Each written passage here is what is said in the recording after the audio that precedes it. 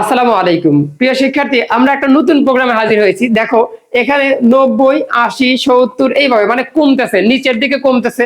তবে তার উপর অবশ্যই স্কোয়ার আছে, স্কোয়ারটা দিয়ে নাও যে সবার উপর একটা করে স্কোয়ার ছিল। ঠিক আছে, আমি দেখো এখানে তুলেছি কিনা, না এখানেও তুলি নাই।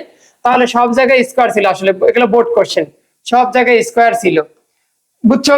তাহলে যদি স্কোয়ার থাকে তাহলে চলো আমরা এইটা দেখি কিভাবে করতে হয়। তাহলে এখানে একটু সেরে নেই। তাহলে সব জায়গায় স্কোয়ার ছিল, খাতা নোট করার সময় এখানে স্কোয়ার হিসেবে নিবা। তাহলে এবারে কাজটা কি? এবারে কাজটা হলো, যেখানে তোমরা এইখানে ইনিশিয়াল ভ্যালু 90, তাহলে 90 লিখতে হবে। এবং যেখানে এন ছিল, এন এর পরিবর্তে এখানে কত লিখবো? আমরা 20 লিখবো, 20 লিখেছি। এইখানে একটু দেখো, এখানে শুধুমাত্র চেঞ্জ। এইখানে কত করে করে কমতেছে? 90 এর পর 80, 80 এর পর 70, 10 করে করে কমতেছে। কমার কারণে এইখানে জিনিসটা হয়ে গেল মাইনাস। কি হয়ে গেল? মাইনাস। আর আগে আমরা যদি 10 করে বাড়তো কি লিখতাম?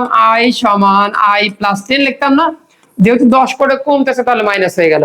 তারপরে আগের মতোই সূত্র, যেহেতু স্কোয়ারের আছে এখানে, তাহলে স্কোয়ার ছাড়া থাকলে কি হইতো? I plus S plus I লিখতাম। আর স্কোয়ার থাকলে সূত্রটা কি? S plus I cross I বা গুণ বা স্টার আই, এভাবে লিখতাম না? যেহেতু স্কোয়ার আছে তাহলে স্কোয়ারের সূত্রটাই আমরা এখানে করেছি। এটা কি আহামরি কঠিন না? তাহলে এইগুলো তোমাকে পারতে হবে এবং এইগুলোই প্রশ্ন পরীক্ষাতে আসে। আমি আশাবাদী এই প্রোগ্রামটাও তোমাকে ভালোভাবে বুঝাতে পেরেছি।